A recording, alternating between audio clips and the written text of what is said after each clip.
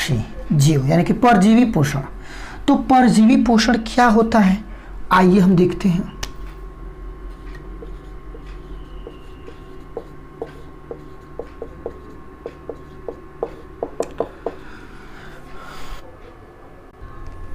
चलिए देख सकते हैं, जो दूसरा नंबर होता है, वो दूसरा नंबर क्या होता है, परजीवी परपोषण होता है, यानी कि परजीवी परपोषण यानी कि पैरासाइटिक न्यूट्रिशन होता है। तो पैरासाइटिक का मतलब क्लासिफिकेशन जब हम लोग करते हैं ग्रीक शब्दों में, तो एक निकलता है पारा और दूसरा निकलता है साइटोस। यानी कि पारा का अर्थ होता है बी साइड, बी साइड का मतलब होता है बगल में या अगल या कह सकते हैं, या बगल कह सकते हैं, या पार्श्व कह सकते हैं, या आस पास कह सकते हैं। ठीक है। साइटोस का अर्थ होता है न्यूट्रिशन, न्यूट्रिशन का मतलब होता है पोषण होता है। तो यानी कि पारा का अर्थ क्या निकलता है, बी साइड निकलता है।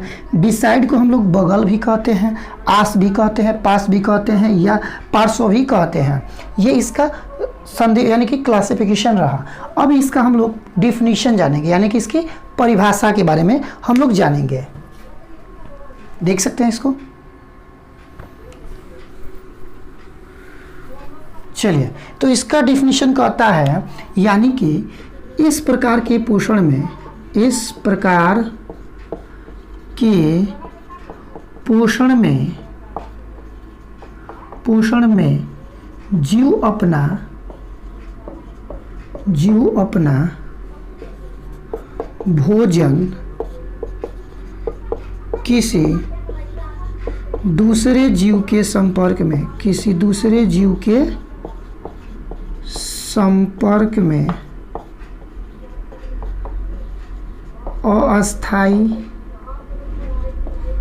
अस्थाई या अस्थाई रूप से रहकर अपना भोजन बनाते हैं, उसे क्या कहते हैं, उसे हम लोग परजीवी पोषण कहते हैं। यानी कि परजीवी पोषण किसे कहते हैं जी? तो देखिए, कहता है कि यानी कि इस प्रकार के पोषण में, तो किस प्रकार के पोषण में, परजीवी परपोषण में, या ये भी कह सकते हैं कि परपोषण की वैसी विधि जिसमें जीव अपना भोजन किसी दूसरे जीव के संपर्क में अस्थाई या अस्थाई के रूप में क्या होता है, रहकर, अस्थाई या अस्थाई के रूप में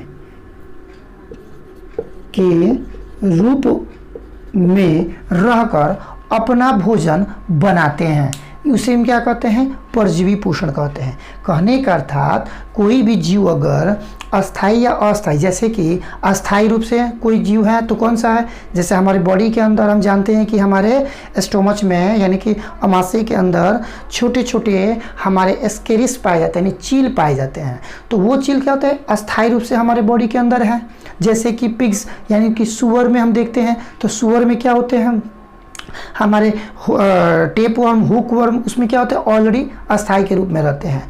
तो ये कहने का मतलब कि अगर कोई जीव को अपना भोजन बनाना हो, लेना हो, तो अस्थाई रूप से या अस्थाई रूप से अगर ग्रहण करता है तो वो क्या करता है, वह क्या कहलाता है, आपका परजीवी कहलाता है। जैसे हमने बताया कि हमारे बॉडी के अंदर स्केरिस जो होते हैं, जैसे कि हम लोग अब कभी कभी खिसिया कर, गुस्सा होकर यानी कि कहते हैं कि भाई हम नहीं खाएंगे, जब हम रुस गए हैं हम नहीं खाएंगे, तो रुस गए हैं तो नहीं खाएंगे भाई, नहीं खाएंगे तो जाहिर सी बात है आपका एक तो टाइम टेबल बन गया है कि आप प्रतिदिन 7 बजे या 8 बजे रात्रि में खाते होंगे, सुबह में 9 बजे तक खाते होंगे। तो उसको तो वो टाइम पता हो गया, यानी कि बॉडी के अंदर जो हमारे स्टोमच के अंदर जो स्क्रीस है उसको तो टाइम टेबल पता हो गया है कि कब मिलता है कब नहीं मिलता है। तो अगर आप कभी रिसिया गए हैं, कभी रुस गए हैं, आप कह दिए कि हम नहीं खाएंगे, फलानवा हमको छोड़ दिया है, फलानवा हमको भूल गया है, इसके कारण से हम नहीं खाएंगे, तो क्या होता है, वो स्केरिसवा जो होता है ना, चिलवा जो होता है आपके आंत को, यानी कि पेटवा में के जो आंत होता है उस आंत को क्या करता है, नोचना स्टार्ट करता है, नोचने लगता है, जिसके कारण से हमें क्या होता है, पेट से यानी कि दर्द जैसा अनुभव होने लगता है, पेन होने लगता है हल्का हल्का। तो कहते हैं कि पेट वो दर्द करता है। तो वही मम्मी पापा बोलते हैं कि रिसिया के मत खा, तो का हो ये ना हो पेट दुखाई, तार पेट झरी, तो क्या हो। कहने का अर्थात कभी भी खाना से आपको क्या होना चाहिए, मतलब गुस्सा नहीं होना चाहिए। गुस्सा होइए किसी से होइए कोई दिक्कत नहीं है, आप खाइए चुप्पे से जाके सो जाइए। हाँ हम ऋषि आए हैं, आराम से खाइए और खा के आराम से तकिया बिछौना लीजिए, अपना आराम से सो जाइए। हाँ लगेगा कि हाँ बाबू गुस्साया है या अपना सो गया नहीं खाया, लेकिन कौन जानता है, हम तो निकाल के चुप्पे से खा लिए हैं, हम भी खा लिए। हमारे जो अस्थायी रूप से क्या है, एस्केरिस जो है, चील जो है, उसको भी मिल गया, हमको भी मिल गया, पता भी नहीं चला किसी को कि हम खाएं कि नहीं खाए हैं। ठीक है, यही चीज़ हुआ है। तो आप लोग भी खाया कीजिएगा, रिसियाइएगा मत। तो परजीवी पोषण कहता है कि इस प्रकार के पोषण में जीव अपना भोजन किसी दूसरे जीव के संपर्क में अस्थायी या अस्थायी के रूप में रहते हैं। हमने बता दिया ना कि हमारे बॉडिया में क्या होता है, वो अस्थायी रूप से है, उसको भी भोजन चाहिए, तभी क्या होता है, वो भी संतुष्ट रहता है, हम भी संतुष्ट रहते हैं। तो इसी को कहते हैं अस्थायी या अस्थायी के रूप में ये क्या करते हैं, अपना भोजन बनाते हैं। देख सकते हैं आप, एग्जाम्पल हम छोड़ दे रहे हैं। एग्जाम्पल देखिए, जैसे हमने बताया ना, गोल कृमि, फीता कृमि, ठीक है, गोल कृमि, फीता कृमि, टेप वर्म,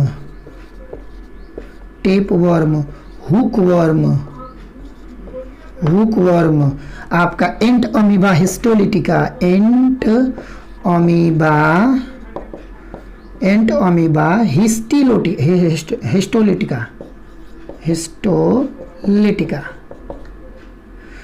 अमीबा हिस्टोलिटिका,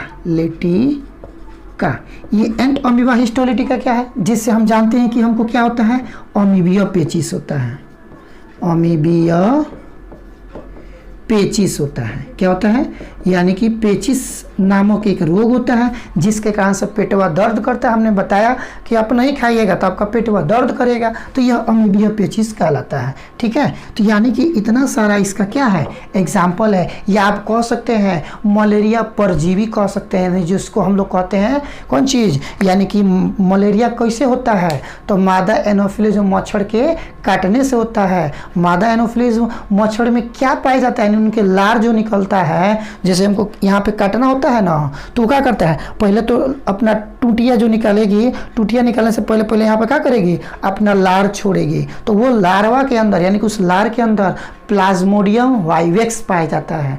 वह प्लाज्मोडियम वाइवेक्स उस त्वचा को क्या करता है, गीला करता है, साथ ही साथ अंदर भी लेके चला जाता है, कहाँ पे, ब्लड के अंदर, जिसके कारण से ब्लड हमारा थक्का हो जाता है, यानी कि ब्लड हमारा फट जाता है और हम क्या हो जाते हैं, मलेरिया के शिकार हो जाते हैं। इसलिए हमेशा मच्छरदानी लगा के सोइएगा। तो ये आपका एग्जाम्पल हुआ, आप देख सकते हैं।